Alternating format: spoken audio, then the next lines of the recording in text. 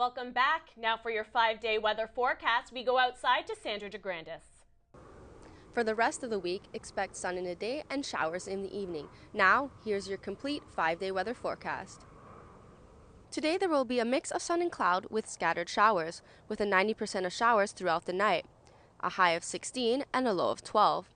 Tomorrow there will be some cloudy periods with a high of 14 and a low of 7, with a 20% chance of showers.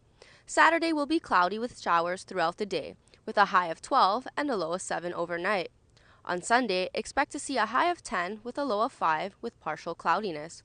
On Monday, there will be isolated showers throughout the day, with a high of 12 and a low of 3. And that's all for your 5-day weather forecast. Now back to you in the studio. Thanks, Sandra. Turning now to international and national news, Prime Minister Stephen Harper won't be in the country to deal with the aftermath of the throne speech. Harper is in Brussels today to conclude a free trade agreement with the European Union. He will meet with European Commission President Jose Manuel Barroso. The two say they will complete negotiations over the terms of the Comprehensive Economic and Trade Agreement.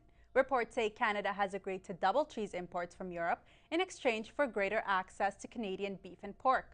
Wally Smith, president of the Dairy Farmers of Canada, says this deal will replace the country's local products with subsidized European cheeses. And the Prime Minister's trip to Brussels means he will miss the first question period of the new session of Parliament. And NDP leader Tom McClare says Harper's absence is cowardly behavior. Members of Parliament will gather in the House of Commons to follow up on yesterday's throne speech. Reports say the NDP will focus on highlighting the Senate spending scandal, which was not addressed by the government yesterday. Canadian UN worker Carl Campeau is free after being held by what was believed to be a Syrian rebel group. Campeau went missing in February this year along the Syrian-Israeli border. A UN spokesperson says Campeau is in good health and is being transferred from Syria's foreign ministry to a UN representative in Syria. There are still no details on how Campeau's release was secured. Mauritania, Haiti, and Pakistan ranked the highest in modern slavery according to a new index released today. This is the first ever global slavery index. The Walk Free Foundation rated 162 countries. It says there are almost 30 million people living in slavery worldwide. Its index has been endorsed by Bono, former British Prime Minister Tony Blair, and former U.S. Secretary of State Hillary Clinton. It measures the combined amount of the following 3 variables: the estimated prevalence of modern slavery in each country, the level of human trafficking to and from each country, and the level of child marriages. The Walk Free Foundation calls key government figures to action and aims to raise awareness on slavery issues around the world. A man from the Pacific Islands of Kiribati is seeking refuge in New Zealand. His claims in court state that he can't go back to his country because climate change has destroyed part of his homeland.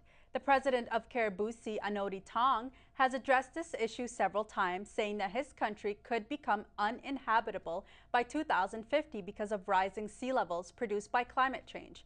The BBC says the man has lived in New Zealand since 2007.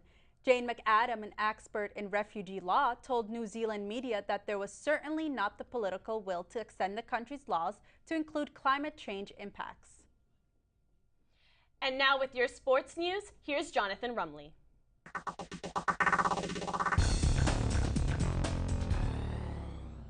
The Humber men's baseball team is traveling to Windsor today for their inaugural OCAA championships. The Hawks are hot after a 4-game win streak and play the first game in the provincial tournament. Best of luck, guys.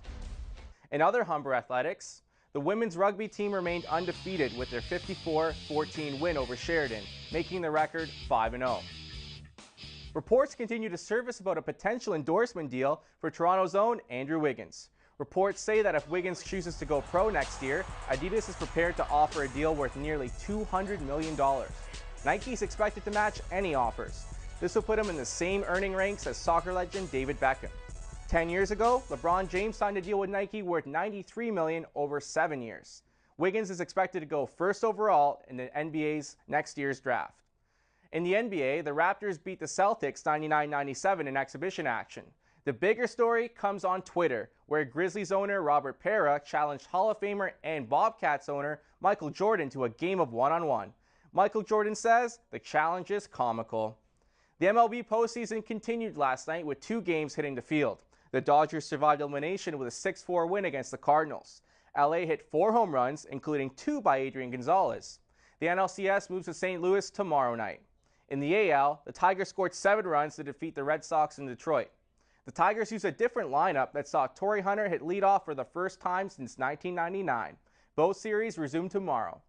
The National Hockey League rolled out 2 games last night.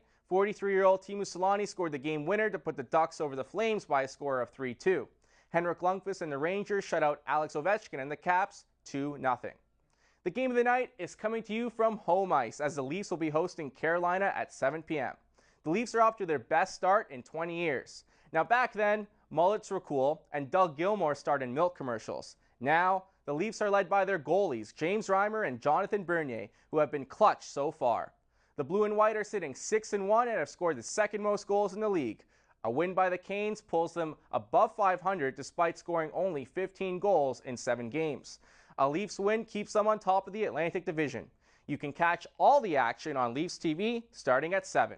That's all for sports. I'm Jonathan Rumley. Now back to you in the studio. Thanks, Jonathan. After the break, we'll get the latest in entertainment from Nicole Campea. By Southwest releases their first batch of performers, and one lucky Victoria's Secret angel will be walking the catwalk in a $10 million bra. I'll have all that and more after the break.